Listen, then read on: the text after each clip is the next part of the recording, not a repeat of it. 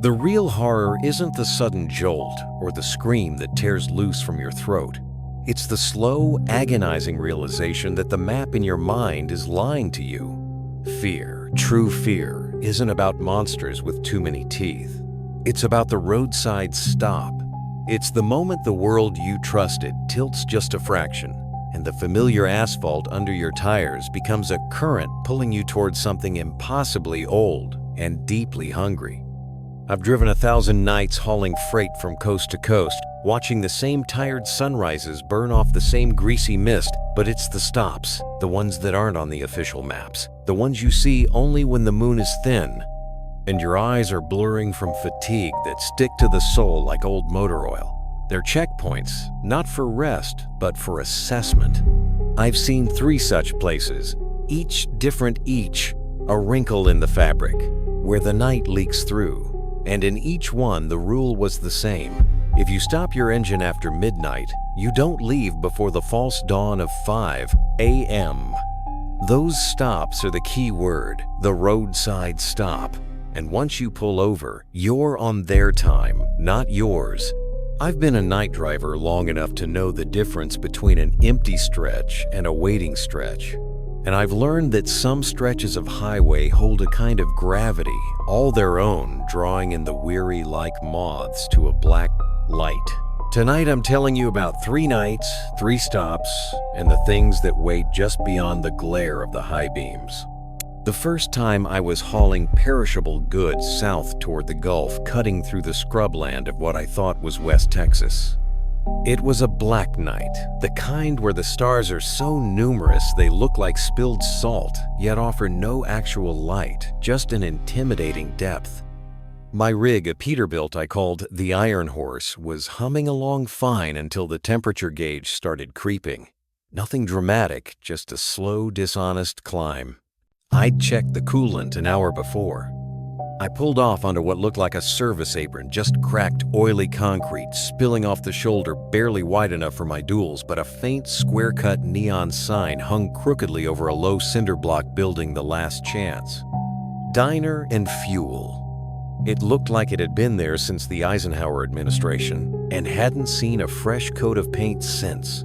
The air outside was instantly different, still heavy smelling of ozone and something metallic like old pennies left out in the rain. I killed the engine. The silence that followed was vast, swallowing the clack, clack, clack of the cooling engine with an unnatural speed. My heart was pounding a slow, heavy rhythm against my ribs. I checked the digital clock on the dash 1:17 a.m. I told myself I'd grab a coffee, check the engine coolant properly, and be gone in 40 minutes. The diner was all chrome trim, tarnished to the color of dried blood, and vinyl booths cracked so deep you could lose a nickel in the seams. Inside, it wasn't bustling, it was occupied. A handful of patrons, all men, sat spaced far apart, hunched over plates of food that smelled faintly of burnt sugar and iron. They didn't look up when I came in. The waitress, a woman whose face was a roadmap of sleepless years, didn't smile. She just pointed a thumb toward the counter. Coffee. I managed my voice sounding thin and alien in the dead quiet. She poured it from a pot that looked almost black, and the coffee was thick, lukewarm, and tasted like ash and bitterness. I sat at the counter, my back a rigid line against the peeling laminate, feeling the scrutiny of the other patrons without ever meeting an eye. They weren't looking at me. They were looking through me, as if I were merely another piece of poorly maintained machinery parked in their periphery. I decided the temperature gauge was a phantom caused by an electrical glitch, and bypassed the coolant check. I just needed the caffeine. I nursed the terrible coffee for nearly an hour. The silence amplifying every scrape of a fork, every wet swallow. The truckers around me were statues. Their hands never moved beyond bringing the plate to the mouth or setting down the fork with surgical precision. Then the jukebox, which hadn't been touched, sputtered to life. It didn't play music. It played a single sustained frequency, a low grinding hum that vibrated in my teeth. The patrons didn't react. The waitress didn't look up. But I felt a sudden, desperate need to flee. I threw a crumpled bill on the counter, more than enough for the coffee, and bolted out the door. I jumped back into the cab of the Iron Horse, slamming the door shut. I turned the key. Nothing. Not a click, not a grind. Dead silence. Even the low hum of the dash electronics was gone. Panic, cold and sharp, pierced through the fatigue. I threw the truck into neutral, cranked the key again. Still dead. I looked toward the diner. The neon sign flickered once, briefly flashing LST Chance, before settling back on the weak pulsing glow of the Last Chance Diner and Fuel. It was 2:45 a.m. I was stranded. I threw on my heavy canvas jacket and went to the pump island. The air was colder now, sucking the heat right out of my skin. I popped the hood, knowing it was useless. I'm a driver, not a mechanic of this caliber.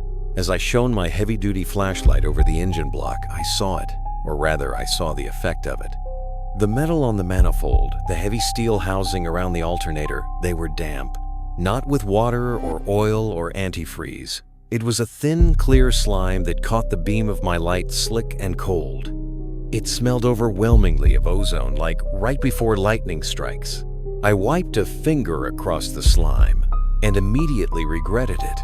It felt like handling raw, living muscle, cold and strangely pulsing beneath the surface of the moisture. I scrambled back toward the cab, fumbling for my satellite phone, knowing full well I was out of range, but needing the ritual of the attempt. As I looked back at the diner, the door that had been slightly ajar was now closed tight.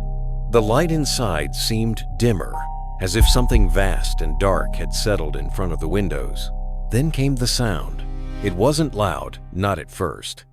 It was a scratching, dry and brittle coming from the rear of the truck. I froze my hand locked on the phone.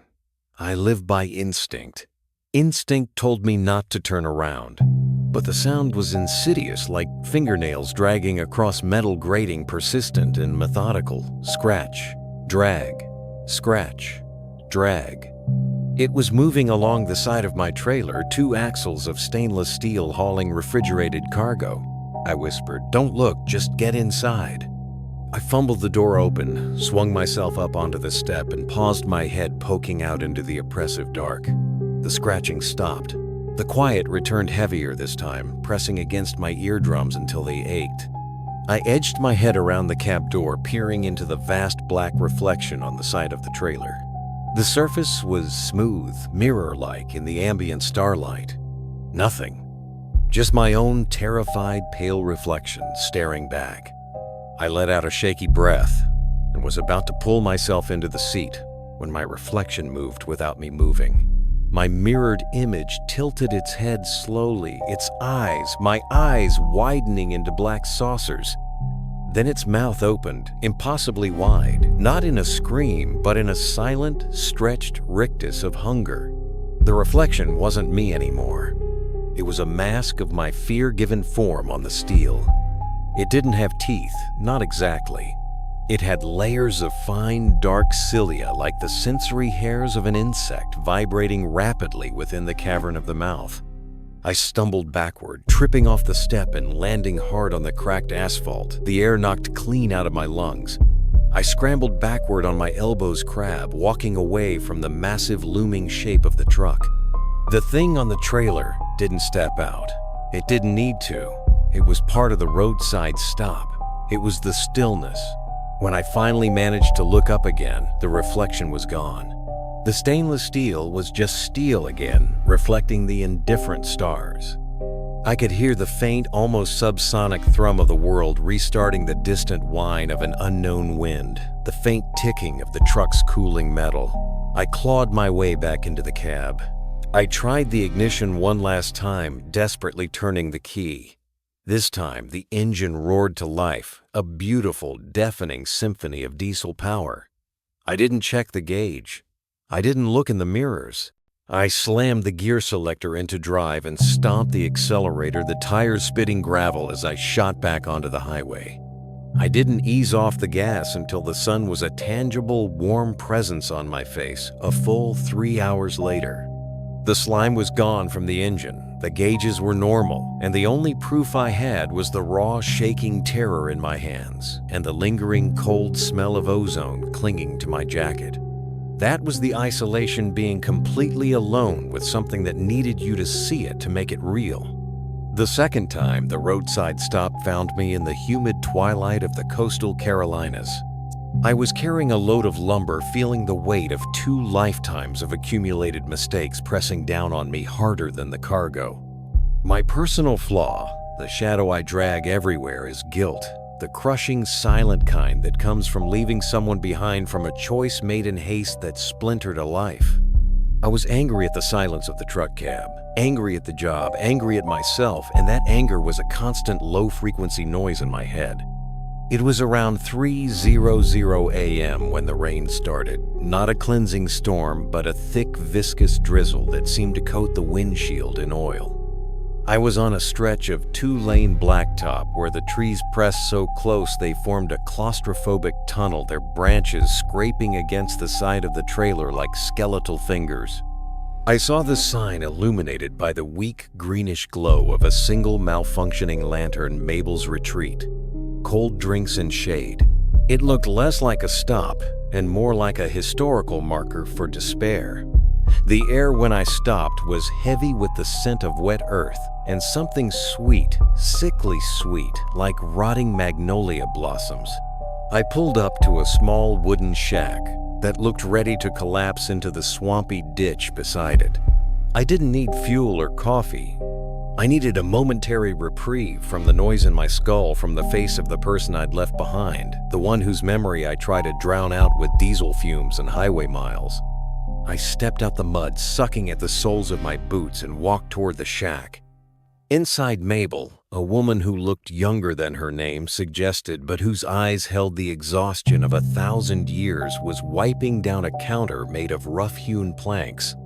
There was one customer, a man sitting in the corner, his back to me, wearing a wide-brimmed hat pulled down low. The anomaly began immediately, not with a sound or a sight, but with the feeling of duplication.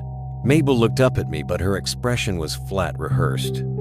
Just passing through, she asked, her voice a dry rasp. Just stretching my legs, I replied, forcing a casualness I didn't feel.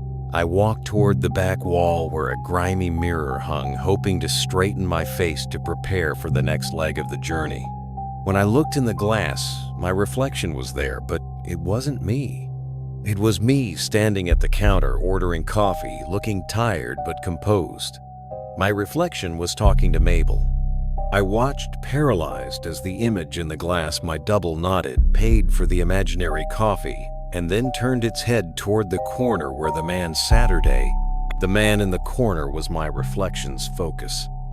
He raised his hand slowly, a long, pale hand, and waved not at the reflection but at me, standing here real by the wall. I stumbled back, knocking over a stack of empty milk crates. The sound was dull, muffled, as if the entire shack was packed with cotton. Mabel didn't flinch. The man in the corner remained still, hat shadowing his face. "You all right, driver?" Mabel asked, not looking away from her wiping cloth. The man in the corner," I stammered, pointing. "Who is he?" Mabel looked over a slow, lazy turn of her head. "That's just nobody important." I looked back at the mirror. My reflection was gone. Now the glass showed the corner booth, but instead of the man in the hat, it showed me sitting there facing the entrance, my head bowed. I could see the worn leather of the jacket I was wearing, the specific crease in my jeans. It was undeniably me sitting in that booth. But I was standing by the wall. The psychological pressure was excruciating. My own reality was arguing with the visual evidence in the mirror. My personal flaw, the guilt, began to surface, manifesting through this bizarre fracture. The reflection of me in the corner booth slowly raised its head. It wasn't angry or menacing. It looked utterly, profoundly heartbroken, and it began to weep silently, the tears leaving dark streaks on my reflected shirt. I turned around to face the actual corner. The man in the hat was gone, just an empty, dusty booth. I spun back to the mirror. The heartbroken version of me was still there, staring out, mouth trembling with unshed grief. This wasn't a monster. This was my own mind being peeled back and shown its raw core. The anger that had fueled me on the road evaporated, replaced by the absolute crushing weight of what I'd done, what I'd allowed to happen. "Stop it," I whispered to the mirror, my voice cracking. "That's not real."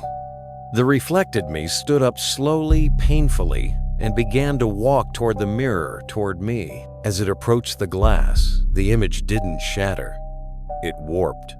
The reflection of my face stretched the features, elongating, not into a monster, but into an image of pure, agonizing regret. The eyes remained mine, but they were begging, pleading for an absolution I couldn't give. As the glass surface seemed to ripple, I felt a physical tug, a draining sensation, as if the reflection was trying to pull the substance of my reality myself through the mirror. The air in the shack grew cold and thin. I could smell the sweet rotting scent again, but this time it was mixed with something sharp and coppery, the smell of old, unresolved sadness. I slammed my fist against the wall next to the mirror, a desperate grounding effort. The real world snapped back for a second. The mirror was just a mirror reflecting my frantic face. The corner booth was empty. Mabel was gone. The shack was empty. I bolted for the door, my boots slipping in the mud, and ran back to the Iron Horse.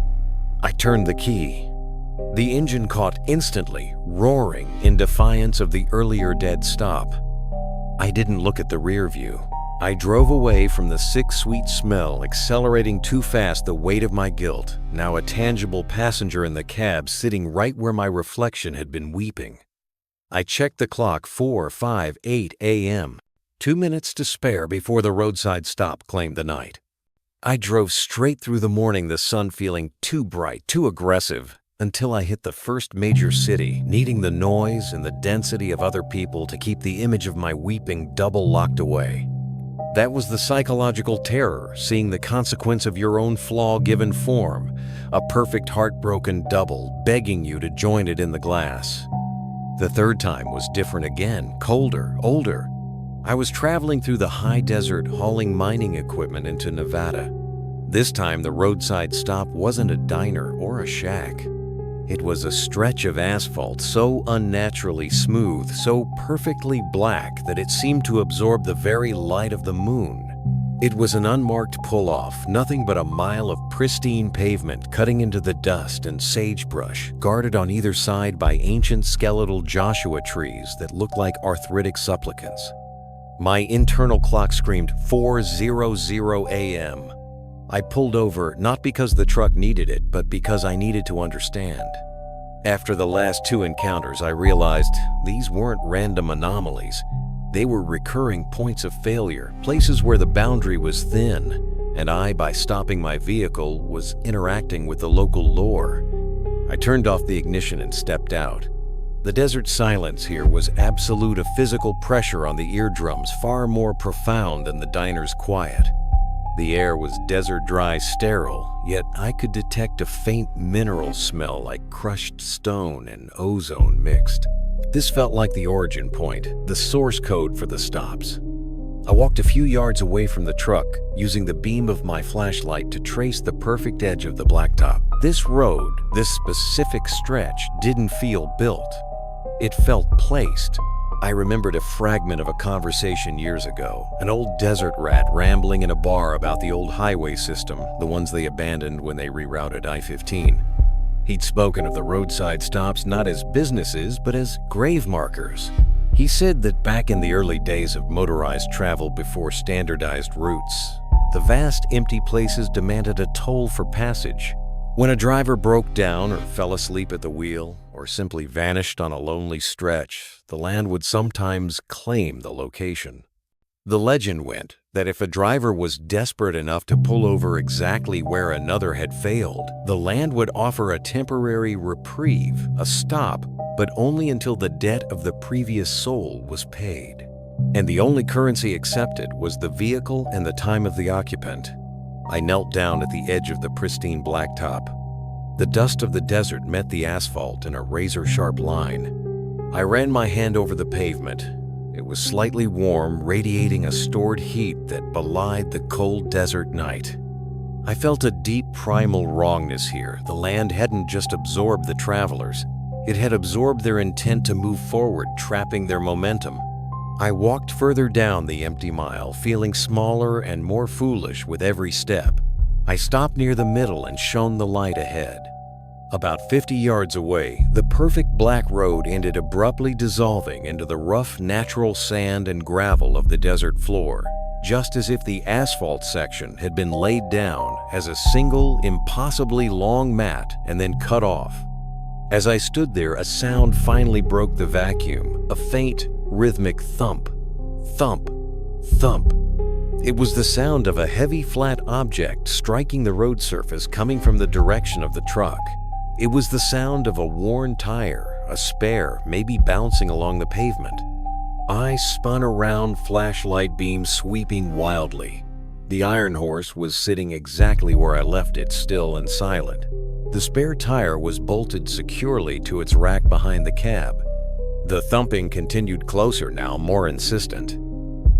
Thump, thump, thump. I started walking back slowly, my boots crunching loudly on the loose gravel just beyond the asphalt line. When I reached the truck, I stopped dead. There was no tire bouncing, but on the roof of the cab where the heavy-duty spotlight was mounted, something was resting. It was a wheel.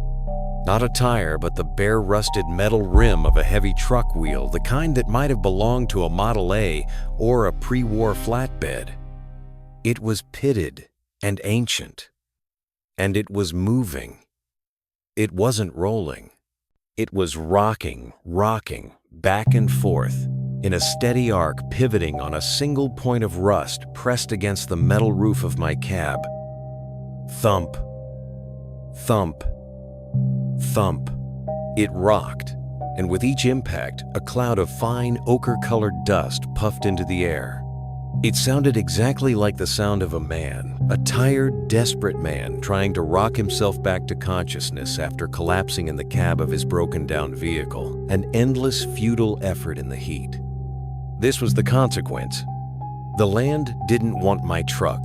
It wanted the motion. It wanted the failed attempt to escape. As I watched horrified, the rocking wheel sped up the sound, becoming a frantic, desperate thudding, thudding, thudding. The metal of my cab groaned under the stress of the impact. Then the wheel stopped, dead balanced perfectly on its apex, and the catastrophe arrived. From the end of the perfect black road, the point where the asphalt dissolved into the desert sand, a shape began to emerge. It wasn't an entity, not exactly. It was a distortion of the light, a shimmering heat haze that didn't belong to the cold night. It moved toward me, growing taller, taking on the vague, massive silhouette of an 18-wheeler. But it wasn't made of metal. It was made of the road itself. The shape was composed of millions of tiny reflective particles, asphalt, grit, mica, pulverized stone, held together by that oppressive stillness that stopped. It was the ghost of every vehicle that had ever died on this stretch, compacted into a single, colossal, silent machine. It didn't have headlights. It didn't have an engine sound. It only moved with the slow, inexorable purpose of a geological process. As it drew nearer, the metallic scent of ozone from the first stop and the sickening sweetness of the second stop mingled in the air, creating a choking atmosphere. I was paralyzed, trapped between the rocking wheel demanding I join the cycle and the monolithic road ghost approaching to enforce the toll. I looked at my dash clock, 4:59 a.m. 1 minute. The road machine paused 10 yards away. I could see the texture of its form now. It wasn't smooth. It was rough, uneven like pavement that had been ripped up and then carelessly glued back together, held by sheer will. I did the only thing my driver's instinct could manage. I didn't try to escape forward. I scrambled into the cab, yanked the parking brake release, and slammed the truck into the lowest gear. I released the brake. The massive weight of the freight shifted, and with a screech of tires that broke the unnatural silence, the iron horse lurched backward, not onto the highway, but directly off the pristine asphalt, back onto the rough, sandy desert floor. The instant my rear duals cleared the edge of the blacktop, the road ghost reacted. The perfect mile of pavement buckled. It didn't crack. It rippled like thick black syrup disturbed by a heavy stone. The sound that erupted was not a crash, but a collective echoing sigh of thousands of trapped engines, thousands of aborted journeys. The phantom shape recoiled instantly, dissolving back into the shimmering haze, and the blacktop snapped back into its seamless, perfect stillness as if nothing had ever been disturbed. I didn't stop moving until the sun was high, the desert heat baking the cab, evaporating the last traces of the night's impossible cold. I looked in my side mirror, then not at the road, but at the desert I was driving away from. And there, stark against the brown scrub, was a single, dark, perfectly straight line pointing into the hazy distance, the invisible boundary of the roadside stop, waiting patiently for the next weary soul to pull over and settle the score. The last thing I saw before the sun washed it out was the faint, rusty shadow of a single ancient truck wheel lying half buried in the sand, right where the perfect asphalt began. We all seek escape on the highway.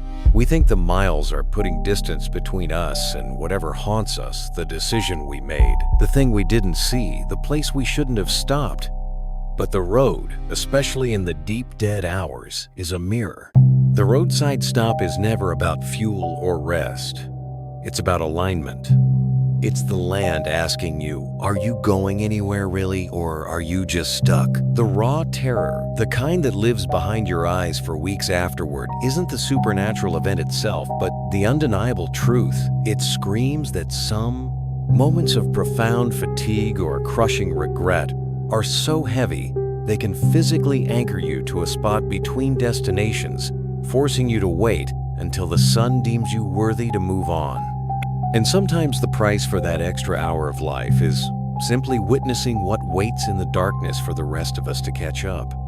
If these echoes from the blacktop resonated with you, if you've ever felt that unnatural stillness settle in your own vehicle, then please do me a kindness. Like this story, subscribe to hear the rest of what I couldn't fit into these few hours, and hit that notification bell so you're ready when the next stretch of highway calls my name.